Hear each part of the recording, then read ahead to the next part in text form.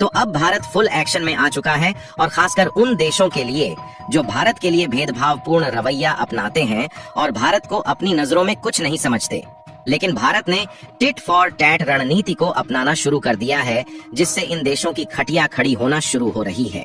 और खासकर इसका शिकार बना है यूरोपीय यूनियन, क्योंकि यूरोपीय यूनियन में 27 अमीर देश आते हैं और यह देश भारत की आजादी के बाद से ही भारत के साथ भेदभावपूर्ण अपने रवैया को अपनाते आ रहे हैं। और भारत ने हाल ही के कुछ सालों में जब से आर्थिक तरक्की करना शुरू किया है, तब से इन देशों की तिरछी नजर भारत पर टिकी रहती है।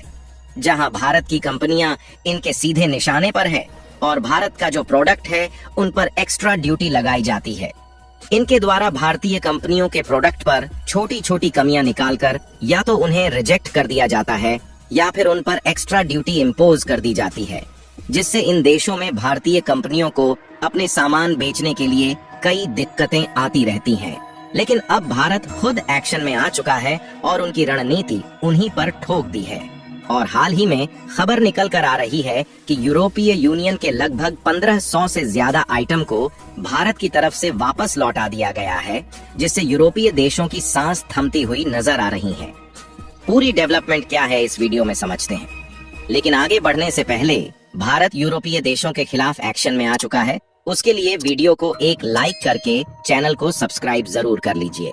क्योंकि आपके लिए तो ये 1 सेकंड का काम है, लेकिन इससे हमारी काफी बड़ी मदद होती है।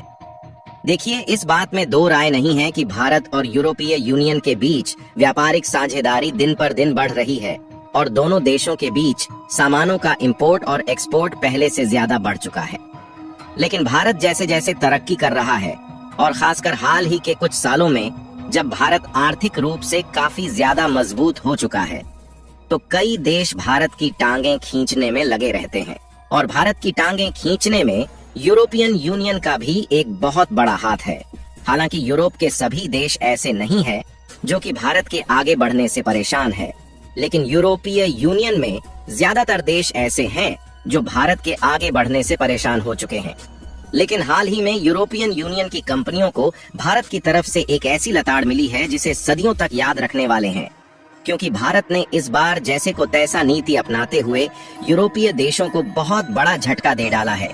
दरअसल हाल ही में भारत ने यूरोप की तरफ से भेजे गए 1500 से ज्यादा फूड प्रोडक्ट को वापस लौटा दिया है, जिससे यूरोपीय कंपनियों का काफी ज्यादा नुकसान हुआ है, जिसके कारण भारत के खिलाफ रणनीति रचने वाले यूरोपियन यूनियन की औकात ठंडी होती हुई दिखाई दे रही है। क्योंकि भारत ने न सिर्फ यूरोप से आने वाले इन फूड प्रोडक्ट को वापस लौटा दिया है, बल्कि इन पर पूरी तरह से बैन लगा दिया है।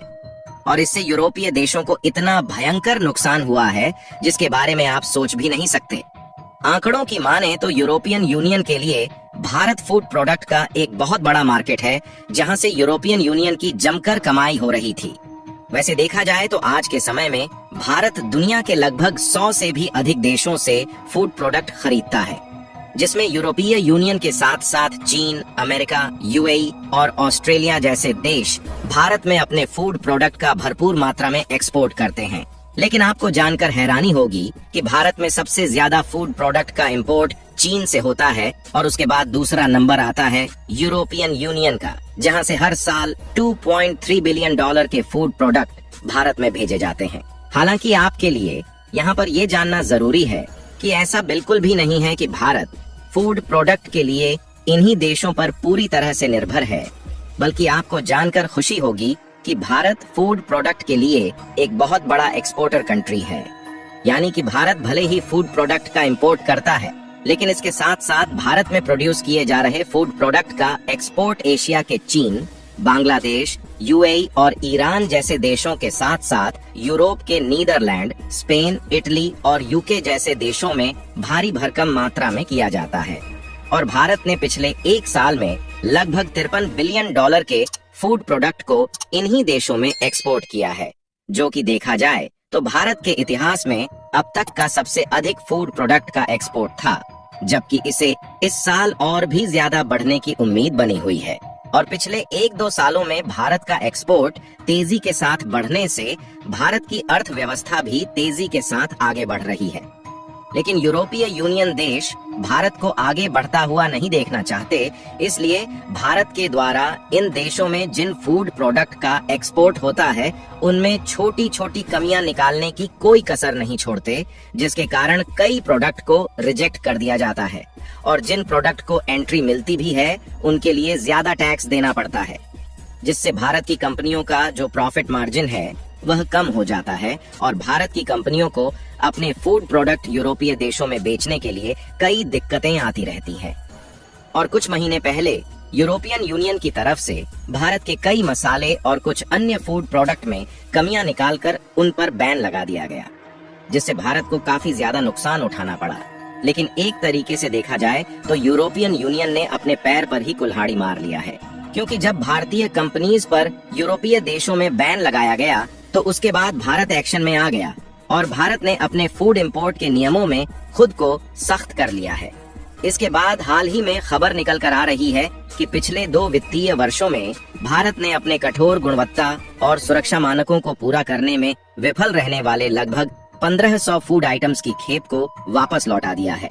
और सबसे खास बात यह है कि इसमें से लगभग 550 आइटम्स को पिछले कुछ महीनों में ही भारत ने रिजेक्ट किए हैं, जबकि 1000 आइटम्स लगभग पिछले 1.5 सालों में भारत ने रिजेक्ट किए हैं, जिसके कारण यूरोपीय कंपनियों को काफी बड़ा झटका लगा है,